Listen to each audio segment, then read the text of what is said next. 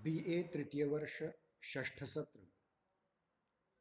हिंदी ऐच्छिक प्रश्न पत्र क्रमांक 15 अर्थात साहित्य शास्त्र 2 में आपका फिर से स्वागत है। कल भूम को एक महत्वपूर्ण कार्यक्रम के लिए जाना पड़ा, इसलिए तासिका नहीं हो पाई।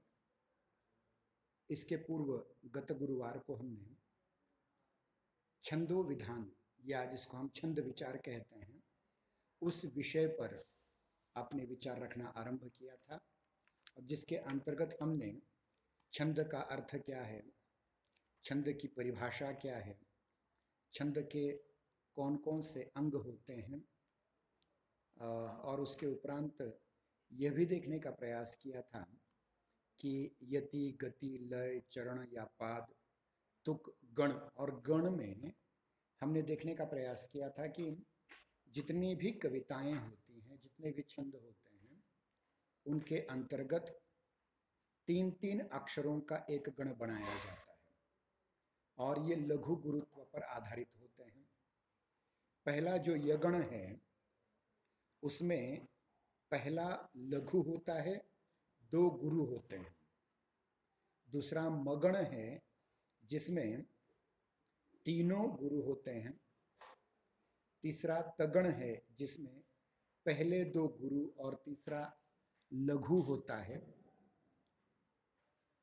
चौथा रगण है जिसमें पहला और तीसरा गुरु और मध्य का लघु होता है।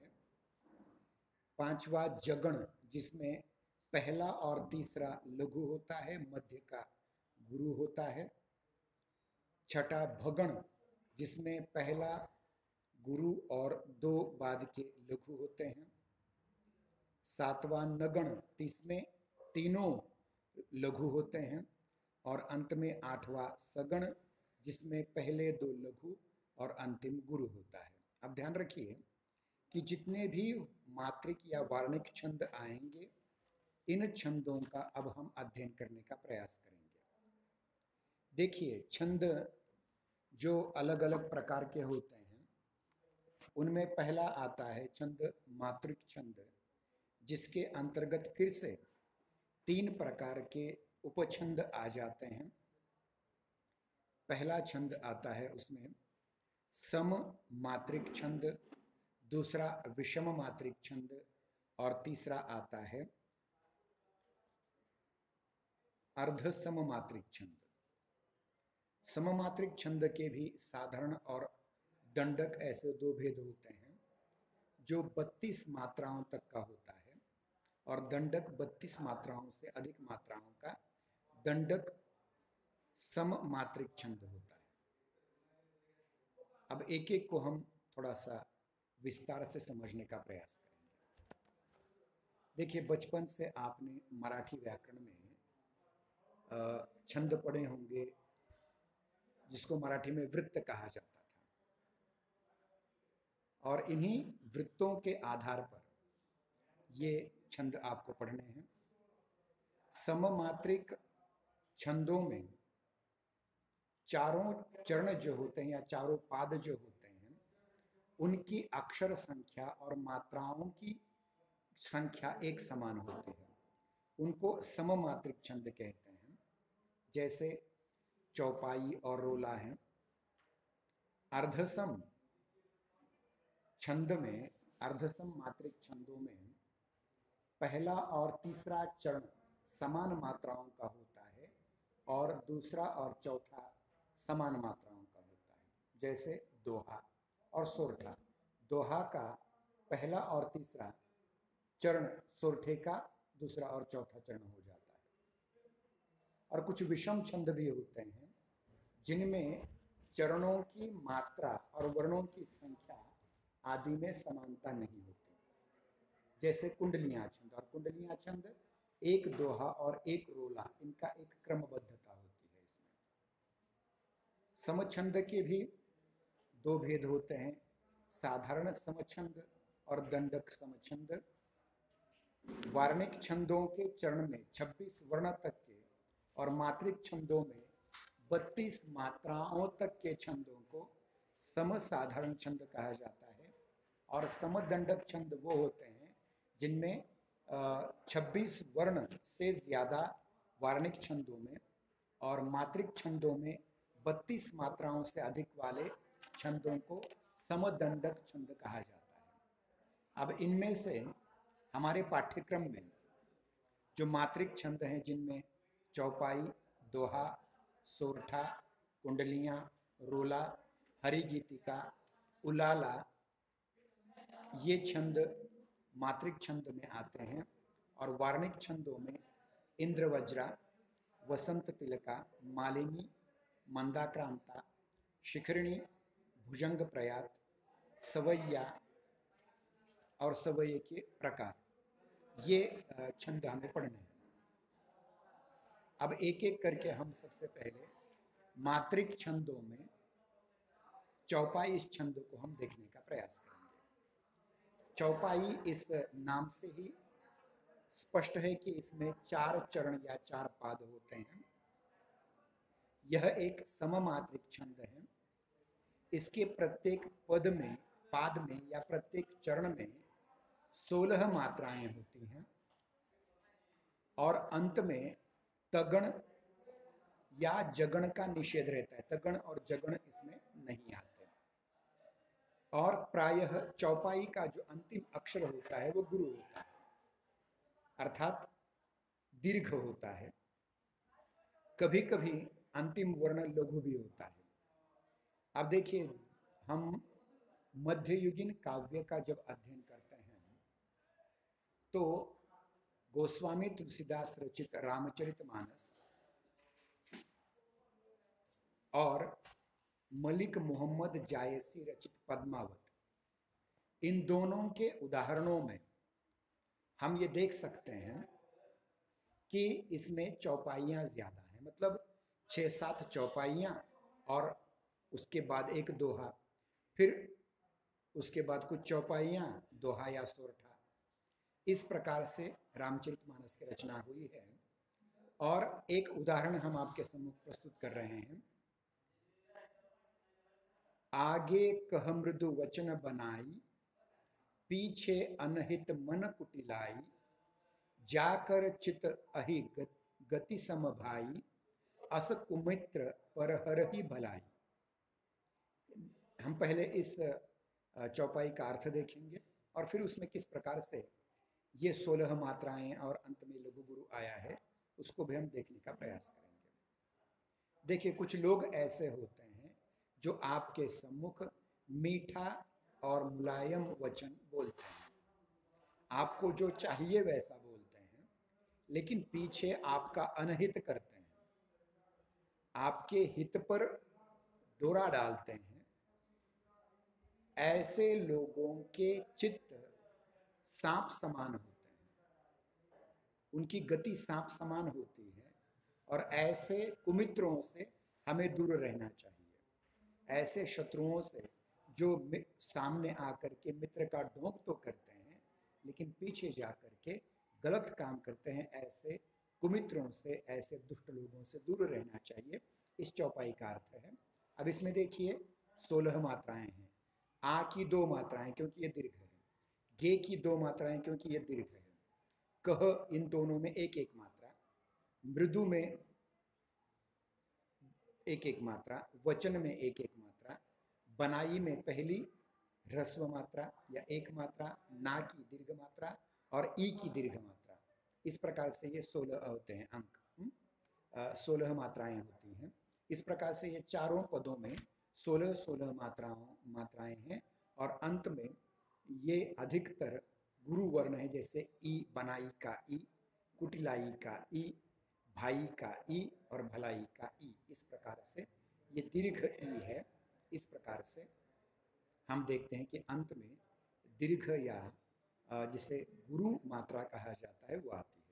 अब इसे गाने के भी प्रकार हैं। अगर आपने रेडियो पर रामचरितमानस सुना होगा, मैं कभी बाद में आपको उसकी क्लिप भेज दूंगा, ऑडियो क्लिप भेज दूंगा। देखिए, इसमें ऐसा कहा जाता है, देखिए, आगे कह मृदु वचन बनाई, पीछे अनहित मन कुटिलाई, जाकर चित्त अहि गति सम भाई, अस कुमत्र परिहरहि भलाई। तो ये इस प्रकार से गाते हैं। इसके अलग अलग प्रकार हैं, इसमें से जो सबसे लोकप्रिय प्रकार है वो मैंने आपके सम्मुख बताया। ये जो चौपाई छंद है हिंदी में सबसे ज्यादा गाए जाने वाला छंद है, बहुत प्रतिष्ठित छंद है। इसमें न केवल हिंदी के प्राचीनतम छंद इसको माना जाता है, अपितु इस मात्रिक छंदों की ये रानी कहा जाता है। ये छंद चौपाई सभी रसों में प्रयुक्त होने वाला छंद है, चाहे वो श्रृंगार रस हो, चाहे भक्ति रस हो, चाहे वीर रस हो, सभी रसों का वर्णन इस छंद के माध्यम से किया जाता है। और जैसा मैंने कहा था कि गोस्वामी तुलसीदास रचित रामचरितमानस और मलिक मोहम्मद जायसी का पद्मावत, ये दोहा चौपाई क्रम से लिखे गए हुए महाकाव्य हैं। ध्यान रहे, अनेक जो हिंदी में छंद हैं, जैसे कि रोला छंद है, सार छंद है, ताटक छंद है, विष्णुपद छंद है, योग छंद है, मत्त सवाई छंद है, ये सारे के सारे छंद मूलतः चौपाई छंद में कुछ भेद बना करके निर्माण किए हुए छंद है। इसलिए इसमें यह एक यूं कहेंगे कि महत्वपूर्ण और मूल छंद है, जिसके आधार पर बाद में अनेक छंद बनाए गए। इतना ही नहीं, चौपाई के आधार पर अनेक मात्रिक वृत्तों की जिस प्रकार से रचना हुई, वैसे वार्णिक वृत्तों की भी रचना हुई है, जैसे विद्युन्माला, चंपकमाला, शुद्ध विराट, अनुकूला, स्वागता, तामरस, मालती, मोदक, ये सारे के सारे वार्णिक छंदों की भी रचना चौपाई इस छंद के आधार पर ही हुई है। और चौपाई को एक और नाम दिया जाता है रूप चौपाई। रूप चौपाई, चौपाई एक ही है। अगर आप चाहें तो रामचरितमानस या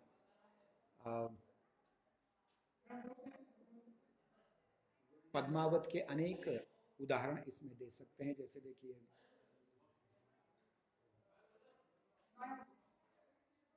कि हम देखते हैं कि बहुत सारी फिल्मों में भी, खास करके गीत गाता चल नाम की जो फिल्म 1975 में आई थी, इसमें भी रामचरितमानस की चौपाइयों का उल्लेख किया गया है, जिसमें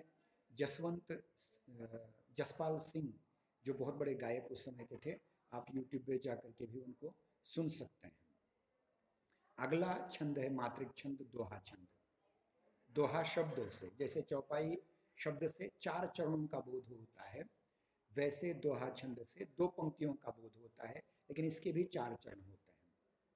यह एक अर्ध सममात्रिक छंद है, क्योंकि इसके पहले और तीसरे चरण के शब्द मात्राओं की संख्या समान होती है, दूसरे और चौथे चरण के मात्राओं की संख्या समान होती है। यानी जिसमें विषम चरण के जो पद हैं, उसकी जो मतलब पहला और तीसरा, इन चरणों में 13 मात्राएं होती हैं, और सम अर्थात दूसरे और चौथे चरणों में 11 मात्राएं होती हैं।